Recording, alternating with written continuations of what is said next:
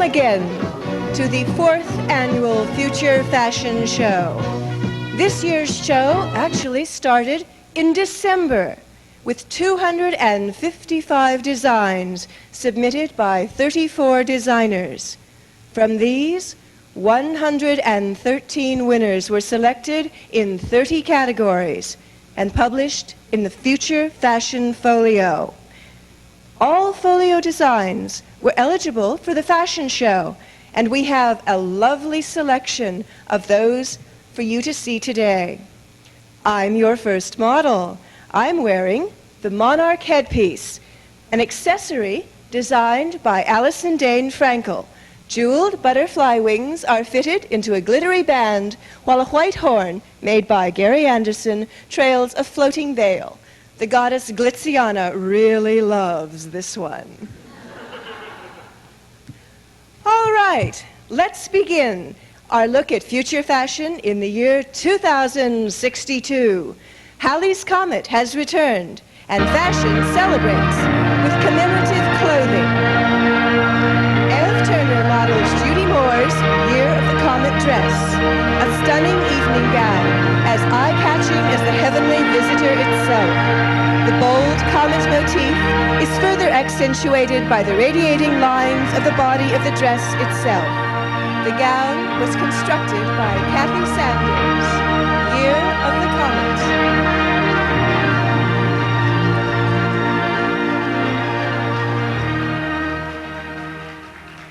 And here's another stellar figure, that well-known jet-setter, Judy Jetson. It's graduation time and here she is in her own prom dress, designed for her by Karen Turner.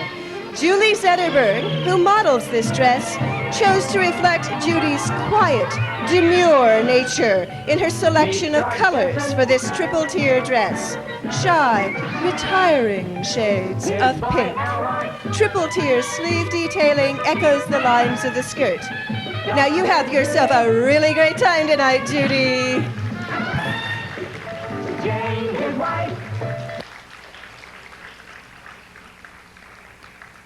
Well, here we are, and it's a lazy Sunday morning. A little time to relax and do it in comfortable clothing. Several of our designers seem to have had Sunday morning in mind. For the young set, here we have Janet Wilson's playsuit for a young teenager.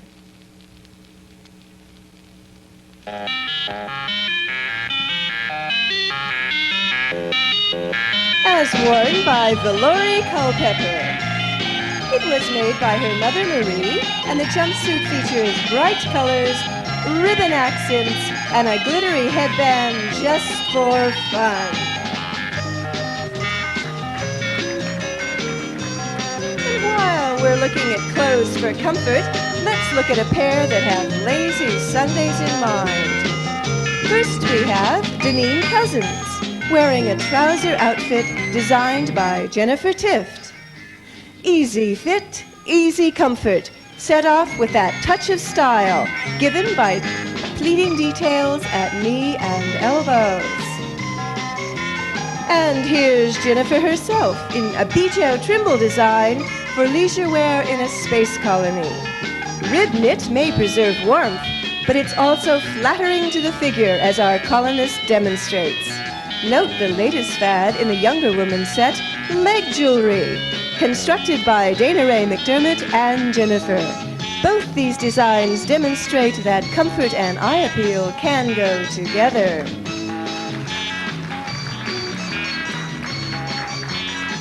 Well, sometimes when we design for the practical, we can go a little too far, as we see here in Thomas Atkinson's design. If one pocket is useful, what about 2 or 10 or dozens? Margie Eller models the pocket-a-pocket-a jumpsuit with useless decorations carried to the extreme. Pockets inside of pockets, zippers, buttons, snaps, and some things we aren't even sure what they do. At least she'll always have a place to carry her keys. Now, if she can just remember which pocket she put them in.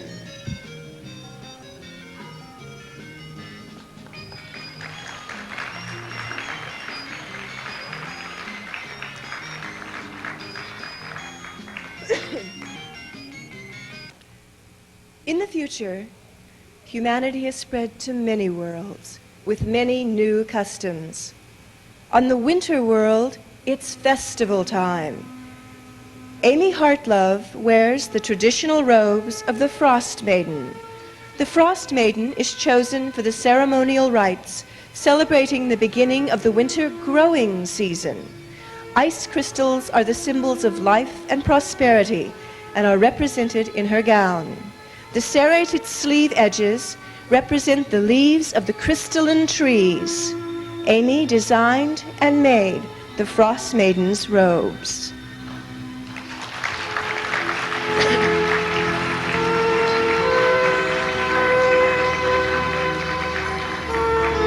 Attending the Winter Festival are Barb Schofield and Martin Miller. Their clothing demonstrates that one need not be drab to be warm. Colorful yarns and loosely woven fabrics create a lively textural surface. Barb Schofield's designs are practical, and yet they have an appropriately festive air. Draped headgear, tassels, and decorative knotting complete the ensemble.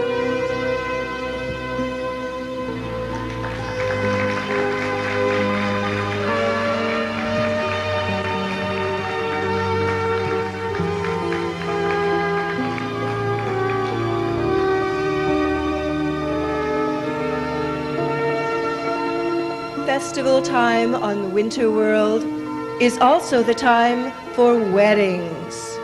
Nancy Floyd is our winter bride in her brocade wedding dress. Iced pastels are accented with strings of long beads. Her headpiece is jeweled with a sheer veil, and fur trims the overcape of pink chiffon. Nancy's design presents a lovely contrast between flowing lines and the formality of brocade, a warming sight from a winter wedding.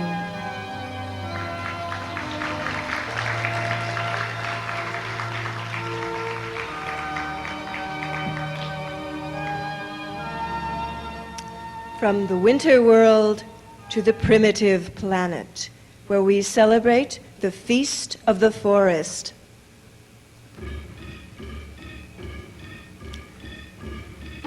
This costume features leather and fur and is designed by J. Smith.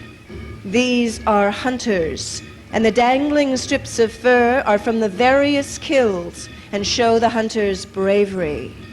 Derek Taylor wears the Feast of the Forest, which was constructed by J. Smith and Robin Schindler.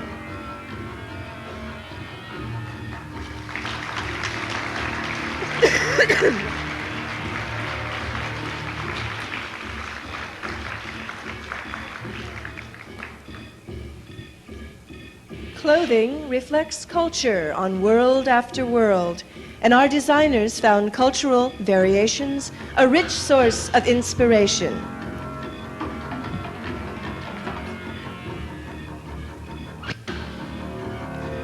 As you've seen in our earlier designs, we've seen primitive and winter.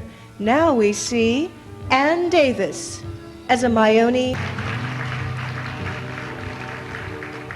On New Athens, the ceremonial dress of the harvest priestess echoes the traditions of their past. Junia Ann Heil wears the Greek-inspired dress with peplum bodice and elaborate corset in the harvest colors of olivine, rust, and ivory. The designer, Janet Wilson, tells us that the staff represents the harvest flame, which burns throughout the ceremony. The rich patterns and elaborate fabrics represent the wealth of the harvest to come.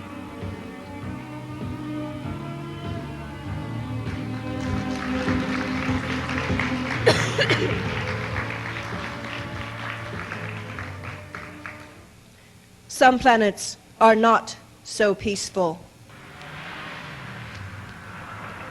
Toxic pollution gone berserk has given rise to a band of industrial terrorists who are striking back at the polluters.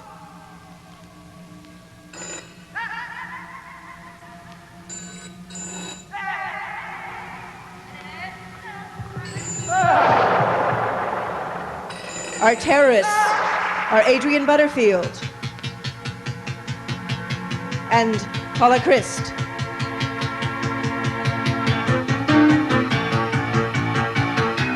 They wear fitted jumpsuits with protective gloves, hats, and eye gear.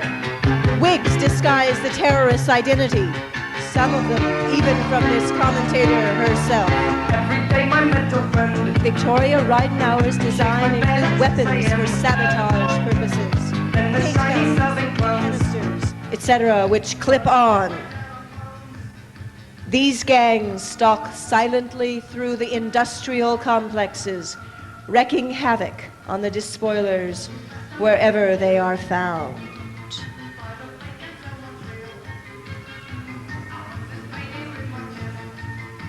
Industrial terrorists.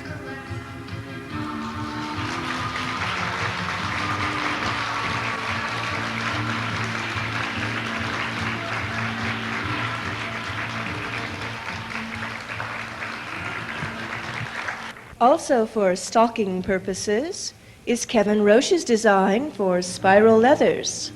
On some worlds, assassination is the highest art of diplomacy and must be carried out wearing garments aesthetically pleasing as well as functional. These protect all vital areas while allowing sufficient bare skin to give the quarry a sporting chance at killing the assassin first. High tops to the boots and gauntlets provide hiding places for weapons and all those useful bits of high technology. Silver findings may be added to the for dressier occasions, an elegant and practical garment for those soldiers who sneak around the lines rather than charge vulgarly across them. It's okay. You want the walking stick music, which is what you have just started to play, which is now. Okay. Our designers felt certain human preoccupations would always be with us. The need to go to work, the desire to relax in comfort, to step out in style, and sometimes to make them drop dead with envy. Clothes to meet these needs are always part of future fashion. And let's begin with ladies and gentlemen who will undoubtedly still go walking out with one another. Here are Gary Anderson and Mila Dick, dressed for an afternoon out. Mila wears Karen Turner's walking out dress, an elegant suit for Eve streetwear. Since the coming new ice age has caused temperatures to drop, outerwear has become warmer by necessity. Quilting details are an elegant refinement, and a jaunty hat completes the ensemble, which was constructed by Ricky Dick. Gary's outfit was designed by Janet Wilson for a heavy worlder man who likes comfort but is definitely not shy about catching the eye. His easy-fitting jumpsuit is covered with a stiffened overvest in a geometric design. Red and blue cuffs circle ankles and wrists. For the defense of his lady, he carries a sonic weapon made by John Uden. Walking out clothes.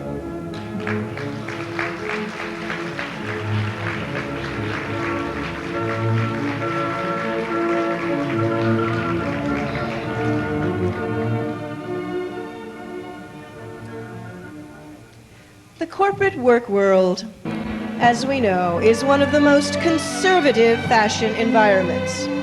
Marianne Kappa is wearing a business suit that retains many of the traditional elements but features subtle updates to skirt, collar, and sleeves. Janet Wilson's design is suitably formal, but please note her hands, which are wearing matching gloves.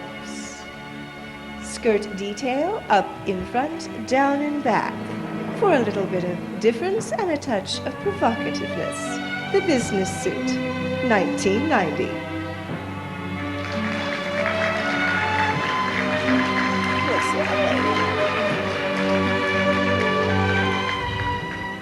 Now, the desire to show off a little bit is an ancient human emotion. And here we have two examples of this fine art. First, displaying the male form at its hunkiest is Rusty Daw, wearing his own design for a casual jumpsuit. Mesh insets in legs, chest, and sleeve definitely draw the eye, while the deep neckline and jewelry accent all call attention to that excellent chest. A man can't be shy and wear this design. And speaking of conspicuous, on the world of Soylent Green, where everyone lives on synthetic foods and vegetation is almost non-existent, only the truly wealthy can afford the conspicuous consumption represented by Randy Neff's design for a vest with live plants. Several dozen small plants are nestled in pockets containing vials of water. Even the fabric shows a vegetation pattern. Truly ostentatious garb on this world.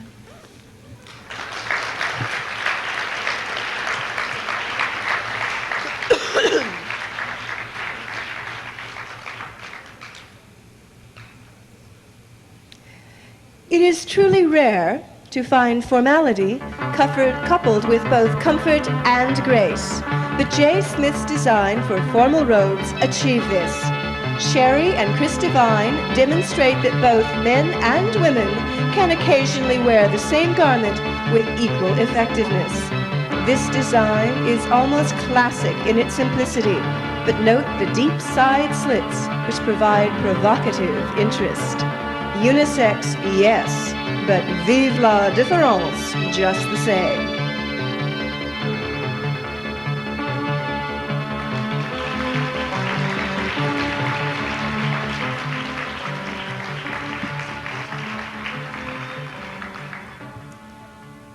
At-home wear, as interpreted by two of our designers, can be quite stunning as well as practical. This swirling caftan design by Bijou Trimble is perfect for those less than quiet little dinners at home. As modeled by Astrid Anderson Bear, our hostess can entertain in spectacular comfort and even eat all she wants without the constraint of a waistline. The plunging neckline will keep the interest of her guests focused quite properly on the lady herself. And for those who can't be bothered with the dreary chore of sitting down to a computer console, the ultimate in user interface, the wearable computer. Julie Neff, who built this computer, placed silicon memory wafers on the front and put the interface directly into the neck. According to designer Randy Neff, this is the highest expression of Art Deco.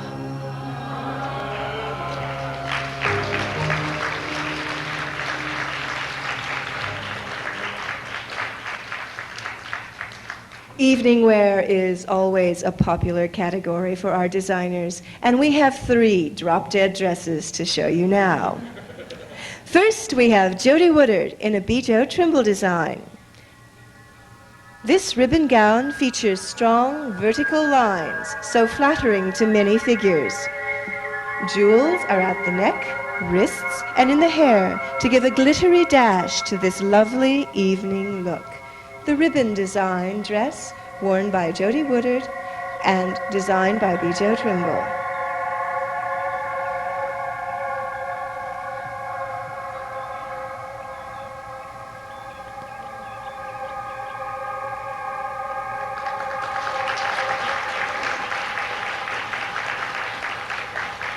From simple lines to the complex, with this Judy Moore design in pinwheels of lime and silver.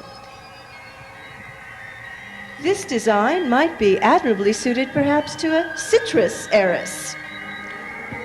Accents of silver add richness, and peekaboo cutouts show a little bit of Judy herself. The Lime Evening Gown by Judy Moore.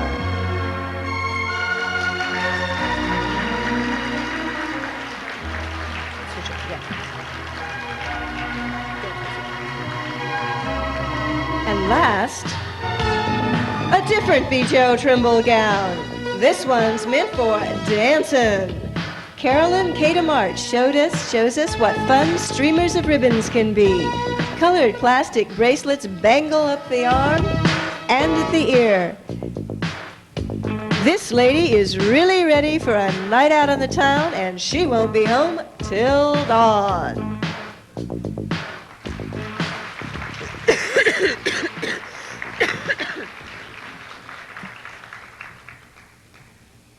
But where do you go for a proper night out on the town? Why, of course, to the hottest night spot in the entire galaxy, to Milloway's, the restaurant at the end of the universe. And there you will be greeted by their famous doorman, in his uniform designed by Jay Hartlove. Our doorman, Ricky Dick, will greet the stylish, the famous, and the notorious. They'll all get the white glove treatment as he bows them in. And look, there's Elise Hay, gawking at all the celebrities. On her homeworld, this hostess gown, designed by Diane Dorley-Daw, is the ultimate in evening chic.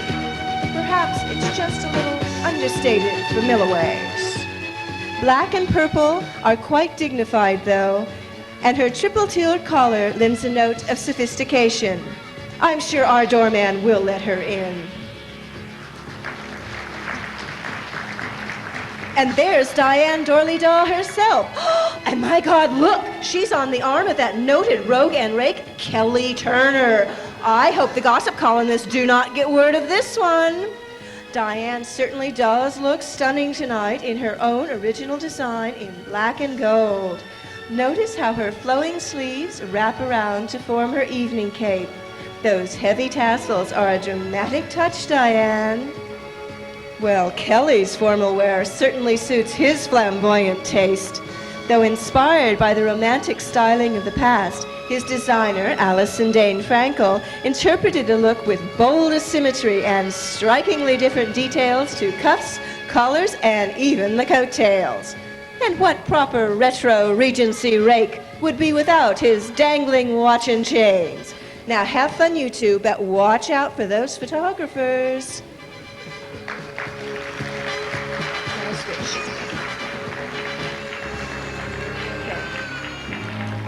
As our doorman knows, everyone comes to the restaurant at the end of the universe.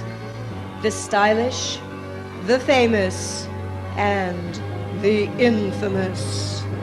Look, there's one of the most infamous women in history, Morgan Le Fay. Morgan certainly isn't shying away from her notoriety in her spectacular court dress, designed for her by Karen Turner, who she coincidentally resembles strongly. Hundreds of rhinestones glitter amid gold mesh, while feathers stand to attention at shoulder and forehead. Flame motifs, flowing drapes with a tassel. Morgan, no one will miss your entrance tonight. Milloway's, why not have our doorman escort you to your table? Well, maybe not. Some people prefer to make their entrances alone.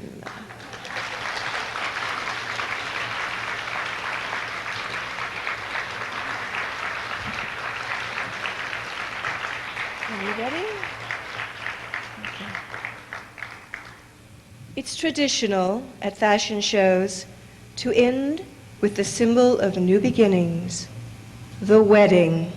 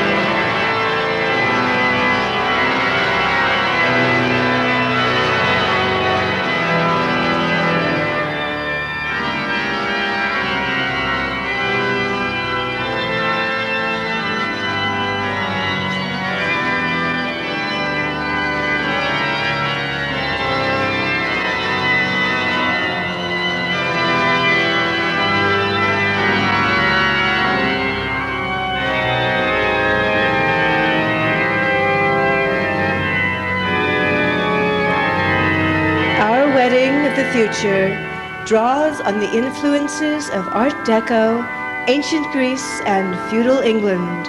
It was designed by Alison Dane Frankel and made by the bride, Kathy Sanders. The groom is Drew Sanders, with Emily Bratman as the flower girl and Candy Bratman as the bridesmaid. Our future wedding.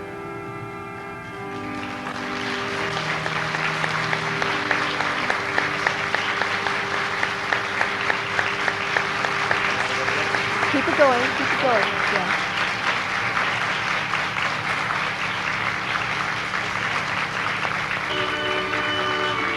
Timed perfectly.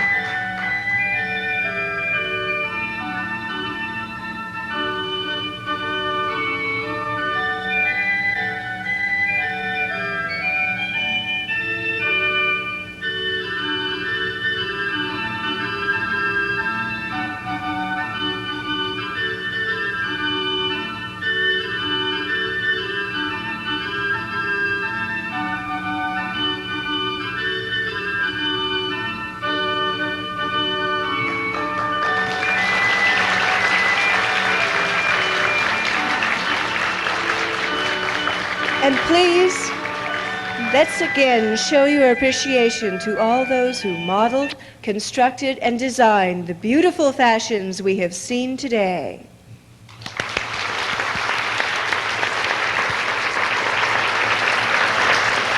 And would you also give an especially big thank you to the Future Fashion Show coordinator, Fran Evans, and her crew, who did a heck of a job.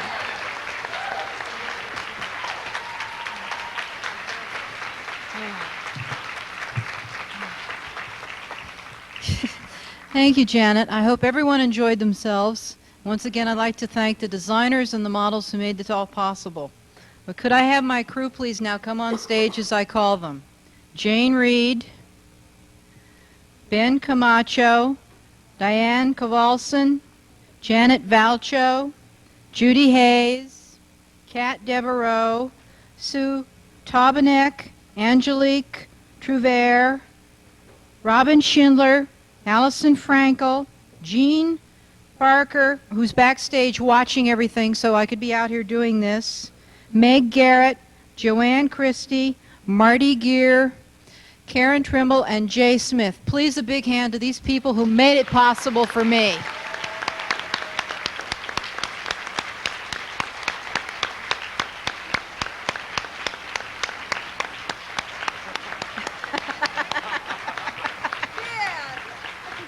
Thank you all. Janet? This concludes this year's look at what the future fashion may be. Please remember, we're going to do this again next year. Start your designs now. Thank you again, and have a pleasant day.